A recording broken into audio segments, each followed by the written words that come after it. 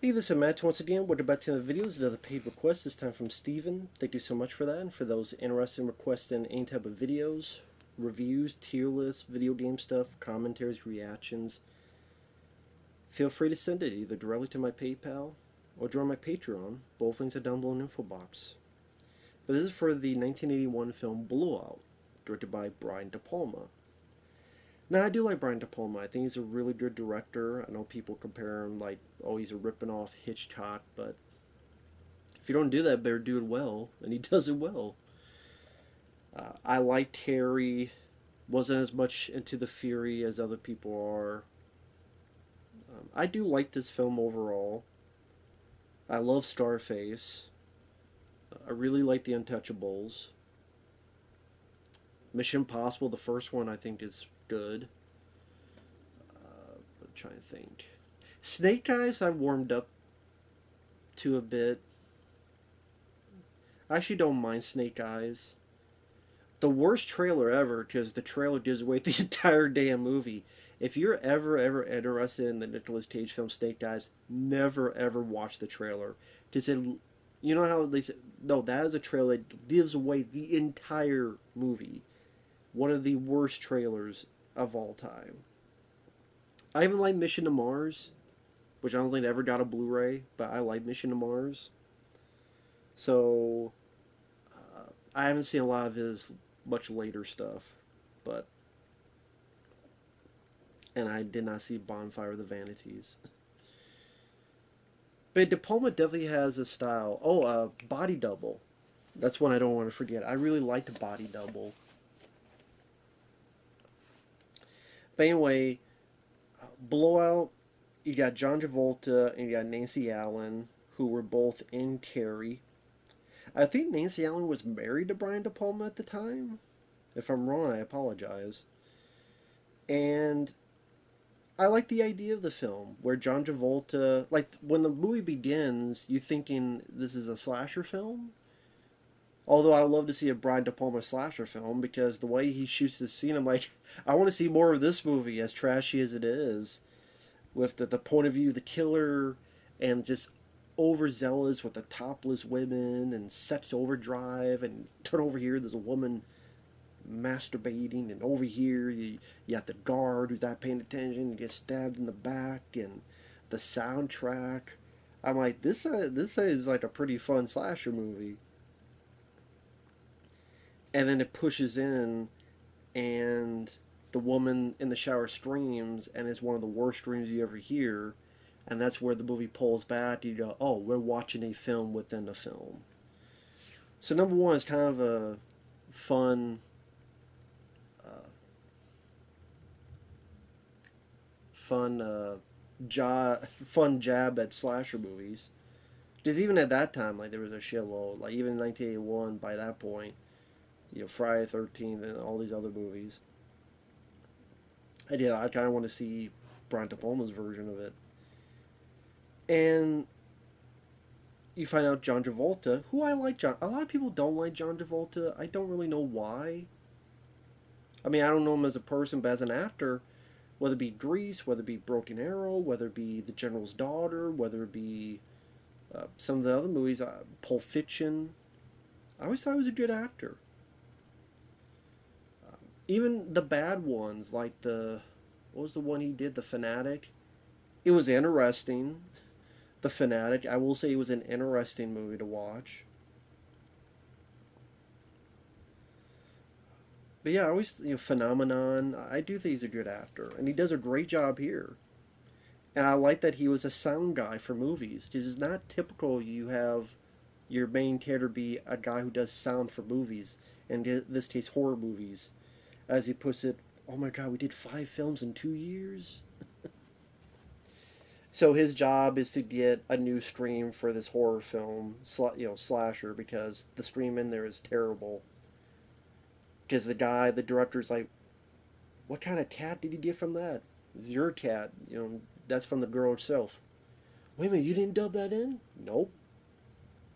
I don't know if it's the director or the producer, because I'm like, if it's the director, you would know on set what that was. So I don't know if, again, I don't know if that was supposed to be the director or producer. I forget.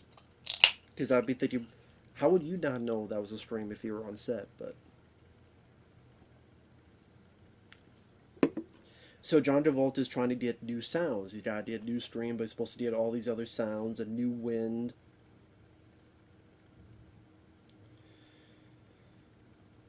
And then one day he's out recording shots of sound, where he's got his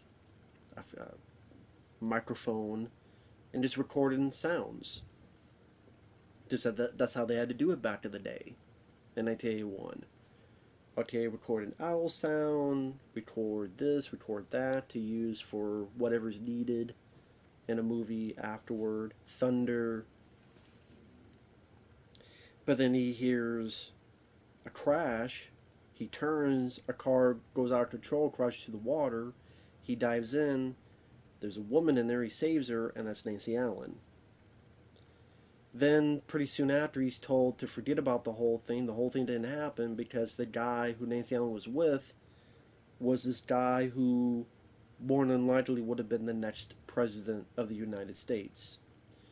And then he starts to realize that there's a cover up, there's a conspiracy, there's a cover up going on, and he wants to find out what the hell the truth is. Gets Nancy Allen's help, ultimately, and it goes on from there.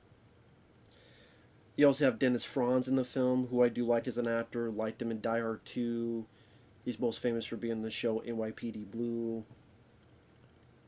He kind of retired, and I know someone had a pit, like, he was seen out in public not too long ago, but, like, he hasn't really done anything. I guess he just retired. Which, hey, I mean, if he has the money for it, go for it. But yeah, always thought he was a good actor. He's a guy that videotaped the whole thing and might have been working with Nancy Allen on blackmail and such. John Lithgow's in the film, who is trying to clean up loose ends, so to speak. He's our main villain of the movie. Because John Lithgow, I think he had worked with Brian De Palma before, but later they worked together on that film Raising Cain, which, I don't know, that movie's trying to be bad on purpose. Raising Cain. Sometimes that film seemed like it was trying to be bad on purpose. I don't know about Raising Cain. But, first off, I love De Palma's visual look of the film. There's a lot of good looking shots in this. I like the ploy at the beginning. You think it's a slasher film, and the reveal of what it is. The awful scream is a pretty funny moment. The opening credits, how that's done, where it's a split screen of Travolta, how he does the sound stuff, how that all works, how much time it works. And then on the other side, you have news programs about this guy running for president, the Liberty Bell celebration, like all stuff that's going to pertain to the rest of the story. Just like the whole finale takes place during the celebration where there'll be a lot of fireworks, and that's mentioned on the TV. So you get an idea of what this guy does for a job, but you also get an idea of information we don't need to know ahead of time for the finale of the film. And just the way he does certain shots, like when he's recording, he'll turn, and as he looks, he'll be looking back here, but as he's looking, then you'll see here the owl that he's looking at. So even though it's such a big difference, he's able to put both in the same shot, and then you see that the owl turns and looks at something, so that in the audience makes you go, well, what's the owl looking at? And then as soon as that enters, and you see John Travolta look, that's where you get the crash. And there's a nice little details. Like, if you watch the movie, when Travolta's running down to save whoever's in the car, as he's going down these rocks or whatever, like right here, you could barely see it. A guy walks out and escapes over here. And we're led to believe that's John Lithgow's character. So then you see, like, John Travolta, like, this wide shot, and the people are like this big. He's climbing down to get to the water, As he climbs past it, this guy enters out of the shadows and escapes over here. And you're like, what the hell was that? Of course, later on, you realize who that was.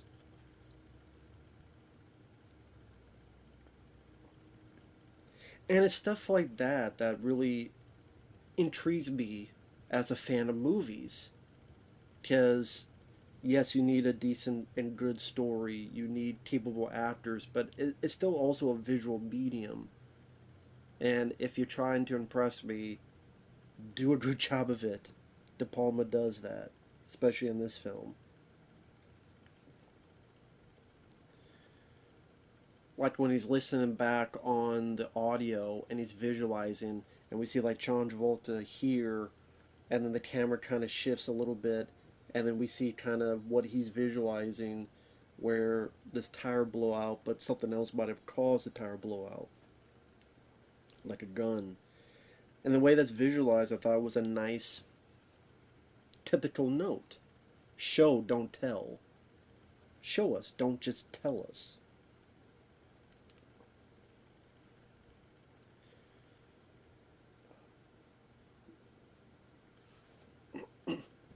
The cast, like John Travolta does a good job as a guy that apparently when he was making the film he had a lot of insomnia. So if he seems a bit wired and paranoid, it actually fits the character, fits the role. It showed there was a lot more than Grease, Saturday Night Fever. He could do more. And I would say it's actually one of his better performances. And heartbreaking as well, which I'll get to that.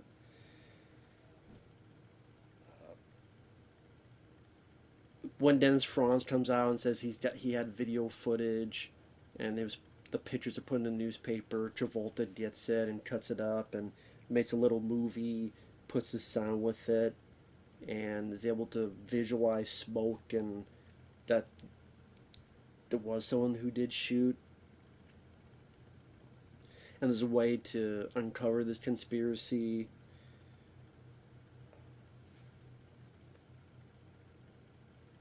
Nancy Allen, I know some people were annoyed by her golly gee whiz type of tone. Didn't mind me. Maybe because I like Nancy Allen.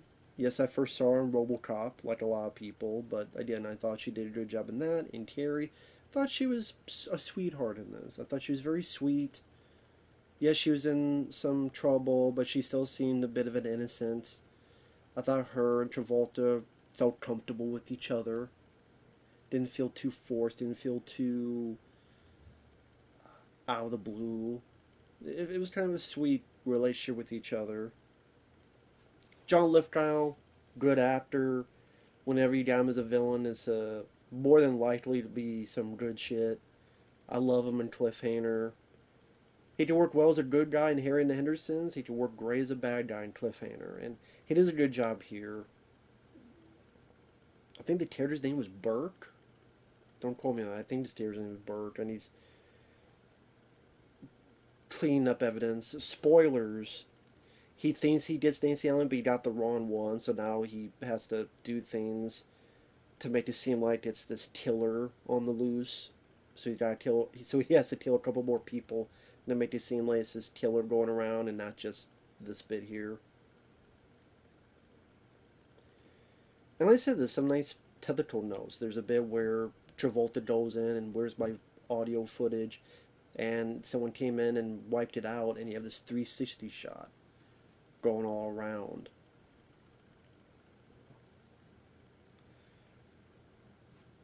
And then it gets into. I do like the film. I do think it's a very well made film, pretty well acted movie. The ending. Heavy spoilers. Travolta is told, hey, this news reporter wants to have the story.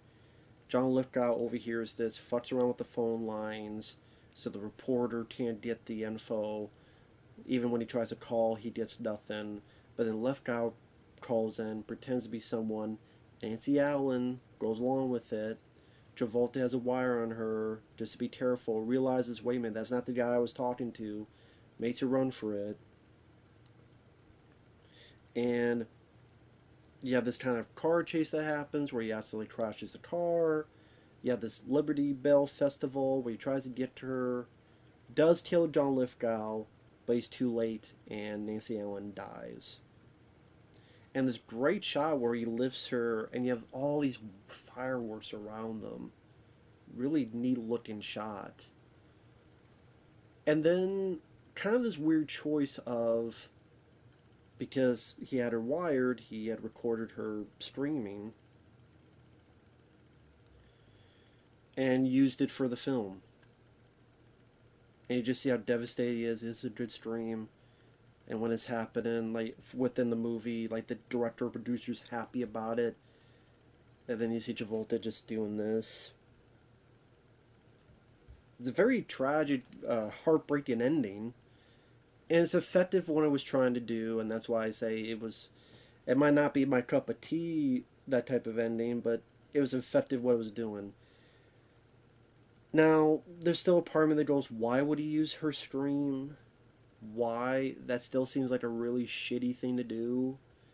You could argue that's his way of punishing himself. Uh, which, if that still seems more of a selfish endeavor, that you're still using her death stream. Okay, to punish yourself, but it still seems like in a weird way a selfish venture. So it makes for a good scene, but it's kind of like I'm kind of conflicted on it. And I get what they were going for, but at the same time, I could see why this film bombed. A lot of people like it nowadays. I know Quentin Tarantino, it's one of his favorite films ever. But I can see why it didn't work out because, and I'm kind of part of that. The 70s, this was a 70s movie that was released in 1981. That's the way I look at it. Feel wise, tone wise, conspiracy, cover up, where the cover up wins. I mean, John Lithgow's killed, but the cover up has been succeeded. You know, the guy is still dead. The ones who hired him. Granted, John Lithgow's character took it overboard. It was just supposed to be, oh, the guy had a hooker with him, and played by Nancy Allen, and look how sleazy he is. But John Lithgow took it one further, blew the tire out, which he wasn't supposed to. And you tell that even the higher ups are pissed off at John Lithgow. What the fuck were you doing, man? But they still succeeded. They still got away with it. At least the fact that John Lithgow's character is killed off, at least there's some kind of something was accomplished. But the fact that Nancy Allen dies, and again, it's kind of sort of saying that Travolta's character had the right intentions, had the right morality, and it wasn't enough. In fact, you would still say he screwed up, even though it's for the right intentions. Because if he had let Nancy Allen go on this train, she would still be alive. If he was driving better and he didn't swerve and crash the car and knock himself out, and it went from day to night, if he handled that better, maybe could have reached her in time. So he meant well, but sometimes the good guys don't win. Sometimes the cover-up wins. And that is true. And it's done effectively in this. But the 70s was a very depressing time in terms of how it was in the country. I mean, whether it be the Vietnam War until it eventually ended, whether it be the Watergate scandal, whether it be even more and more of the civil rights movements of battles and fights, and just previously, before that decade even began, you know, the late 60s and stuff, you've had, oh, here's John F. Kennedy, he's dead. Here's Martin Luther King, he's dead. Here's Robert F. Kennedy, then he's dead. So you have you go into the 70s and this Vietnam War, like this state of anger and depression, and that was reflected on cinema, the way cinema portrayed it. People were angry, and then they saw that in the movies. But I think by the time the 70s ended and the 80s began, people wanted more of a break from it. That's why you would see much more of, the end of the 70s, Star Wars, Close Encounters of the Third Kind, Star Trek the Motion Picture, Superman the movie. By the end of the 70s, is kind of gaining traction. And then, what was the biggest movie of 1981? Raiders of the Lost Ark. The next year, Jar Jar Binks' The Thing I love. It's a very cynical, depressing movie, but I think it works well for what it needs to do. And it's a classic. And I know, well, usually you're not into that, Matt. Like anything, if it's done well enough, and I can only view that as a personal emotional response, then I'll do it. Like Seven. I like the movie Seven. And that's a pretty grim movie.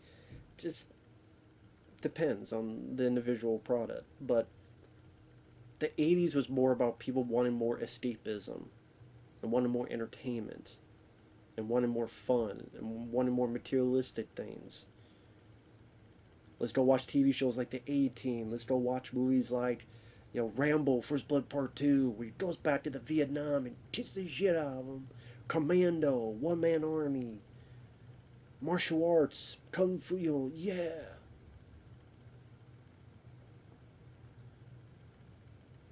People wanted more of that. They wanted more escapism, more uplifting. E.T. the Extraterrestrial, 1982, outshining The Thing, box office in every other way. People wanted that much more in the 80s, so when they see this film was a pretty heartbreaking ending, they rejected it. I understand that rejection. I would have rejected it too. Yeah, it might not be as good to some people or a lot of people, but if Travolta had saved Nancy Allen but still killed John Lithgow, and they were able to uncover the conspiracy and the two of them got together, would I enjoy the movie more? For me personally, yes, because it's more my cup of tea, more my kind of movie. But maybe nowadays would be not looked at as highly. It'd be more cliche, be more of those typical tropes. Play it safe, it was cowardly, whatever. On the flip side, I do think if it had that type of stuff, it probably would have been more successful at the box office. Whether you think that's good or bad thing, I do think that's the truth of the matter. Because again, I think at that time people were not wanting that. They got enough depression in the 70s, they didn't want more of it. Right or wrong, agree or disagree, that's, I think, the general public felt. So, I may not be big on the ending, so it's not a film I would rewatch a lot, but it's technically well made. Like I said, it's very interesting to have a guy be a sound guy as the lead. That makes it interesting. Kind of like how you had a special effects guy in FX a few years later. Here, I thought Travolta and Nancy Allen had good chemistry. You have a capable cast. Some really nice looking shots. Overall, it's a fairly well made movie.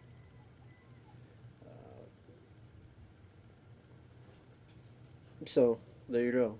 I don't know what else to say. So, thanks for watching. Take care. And we'll see you guys later. Bye bye.